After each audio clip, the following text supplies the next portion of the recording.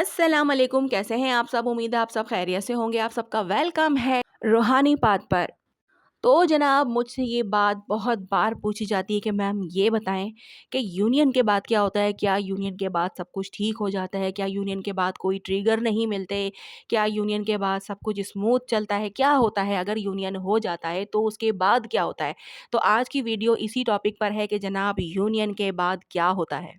क्योंकि twin flame union को अक्सर लोग एक ऐसी मंजिल समझ लेते हैं जहां पहुंचकर सब दर्द ख़त्म हो जाते हैं। लोग सोचते हैं कि जब दोनों मिल जाते हैं तो ज़िंदगी सीधी, स्मूथ और रोमांटिक हो जाती है। लेकिन असल सच ये है कि यूनियन मिलना आसान नहीं होता, लेकिन यूनियन को संभालना सबसे मुश्किल काम होता है। सेपरेशन ने आपको प्यार का दर्द सिखाया होता है, जबकि यूनियन आपको प्यार की जिम्मेदारी सिखाता है। यूनियन के बाद जो फेज़ आते हैं वो इमोशनल मैच्योरिटी, सेल्फ अवेयरनेस और ईगो के रियल टेस्ट के फेज़ होते हैं। यहीं पर ये डिसाइड होता है कि ये कनेक्शन सिर्फ इंटेंस था या वाकई सोल लेवल पर स्ट्रांग है। तो चलिए फिर मैं आपको और भी ज़्यादा आसानी के साथ समझाती हूँ कि यूनियन के बाद क्या होता है। यूनियन के बाद सबसे पहला झटका इमोशनल रियलिटी का होता है। सेपरेशन के दौरान प्यार ज़्यादातर यादों, ख़यालों और इमेजिनेशन में ज़िंदा होता है।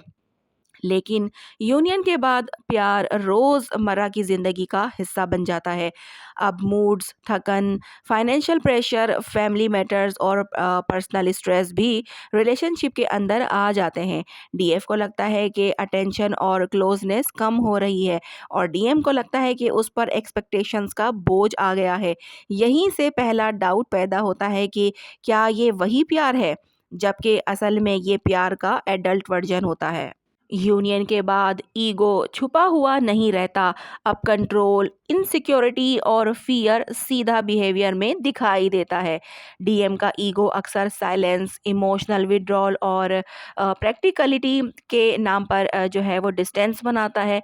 जबकि डीएफ का ईगो एक्सपेक्टेशंस, ओवर गिविंग और इमोशनल प्रेशर की फॉर्म में निकलता है। दोनों समझते हैं कि वो प्यार कर रहे हैं, लेकिन असल में वो अपने डर को प्रोटेक्ट कर रहे होते हैं। यूनियन के बाद ईगो का पर्पस लड़ाई करवाना नहीं होता, बल्कि ये बताना होता है कि अभी भी अंदर कुछ चीज़ें हील होनी बाकी हैं।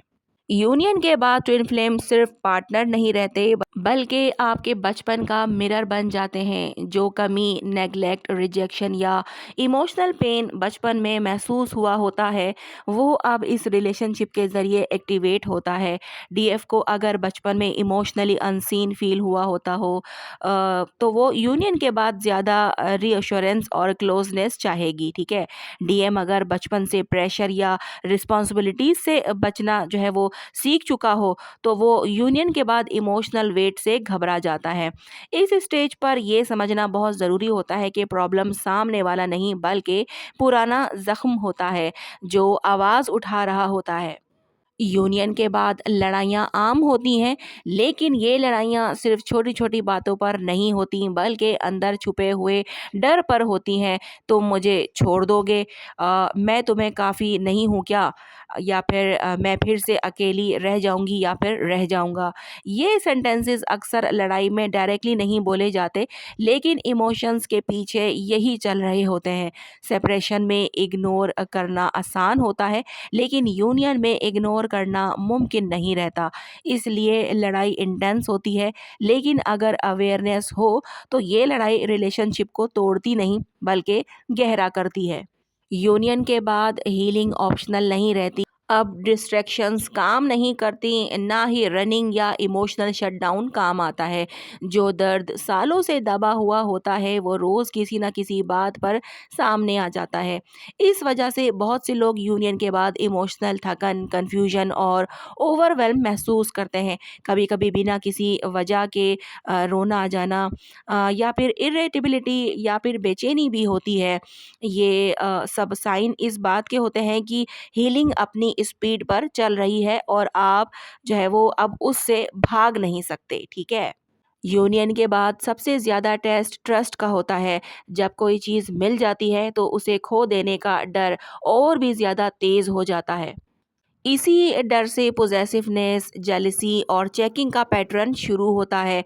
डीएफ को लगता है कि अगर उसने ज़्यादा दिया तो प्यार सेफ रहेगा, और डीएम को लगता है कि अगर उसने कंट्रोल लॉस किया तो वो फिर वल्नरेबल हो जाएगा।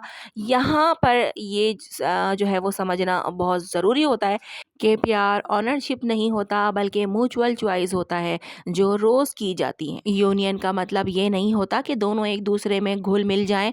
असल यूनियन में इंडिविजुअलिटी बहुत ज़रूरी होती है।